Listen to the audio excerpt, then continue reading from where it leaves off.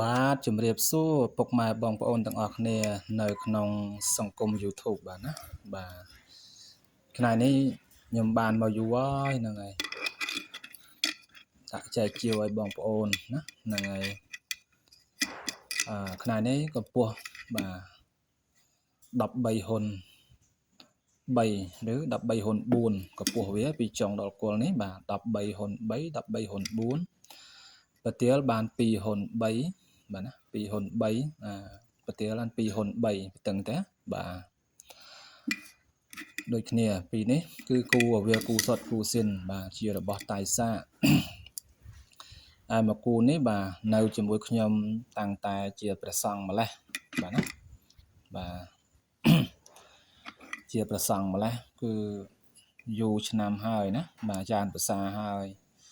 នៅសល់តែមួយចំហៀងទេគឺខ្ញុំបានបញ្ចុះបញ្ញាក្អែកបទាលបាទ100ជាងមុខញ៉ាក្អែក100ជាងមុខមានមាសស្រួយបាទដីច្រាបតូចច្រាបធំដំបូកតូចដំបូកធំបាទលាយជាមួយឆ្អឹងដំរីឆ្អឹងអីចឹងទៅបាទកតិចភ្លុកចឹងទៅគឺខ្ញុំបញ្ចុះក្នុងហ្នឹងបាទណាខ្ញុំក៏បានដាស់វិសិទ្ធិជាច្រើនសិលដែរបាទណាបើបងប្អូនណាស្រឡាញ់នៅខ្នាយបញ្ចុះនៅបញ្ញាក្អែកបទាលបាទដីច្រាបតូចច្រាបធំដំបូកញីឈ្មោលខាងស្នែរកស៊ីណាបាទការពារគឺអាចយកបានណាអាចជាបានបាទណាសល់តាំងពីខ្ញុំនៅជាប្រសង់ម៉េះបាទសល់មួយហ្នឹងហើយនៅខ្នាយកបិតចុងមួយទៀតណាដែលកាច់ចោលហ្នឹងបាទនេះក៏យូរដែរខ្ញុំជាវមករយៈពេលប្រហែលជា 3-4 ខែហើយបាទណាបាទកម្ពស់13ហ៊ុនជាងបាទវែងប្រទាលវាបានបាទចតឹងបាន2ហ៊ុន3 2ហ៊ុន4នេះដែរណា2ហ៊ុន3 2ហ៊ុន4ធំគូសំហើយខ្នាយក៏យើងដឹងដែរថាខ្នាយចាស់បុរាណលោកប្រើខាងការពារសឹកសង្គ្រាមអាវុធយុទ្ធភ័ណ្ឌឬការពារអំពើអំព័ន្ធបាទដាក់ផ្ទះចរំចរានហ្នឹងទៅ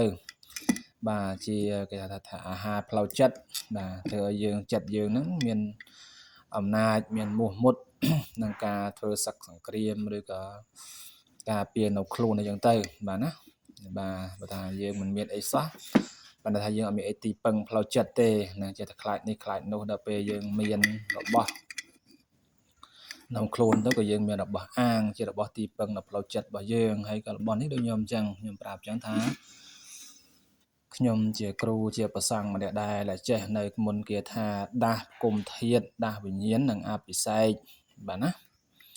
បាទហើយយើងដាស់នៅគេថាហៅលៀបគេថាការពារអីផ្សេងផ្សេងហ្នឹងទៅដែលយើងចេះបាទណាហើយរបស់ដែលចេញពីខ្ញុំទៅដែលខ្ញុំបានដាស់បានសិទ្ធិនេះបា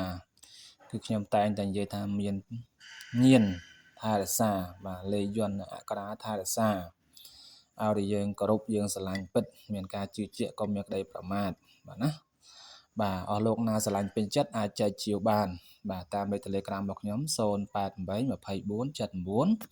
79 826បាទសូមអរគុណសូមជម្រាបលា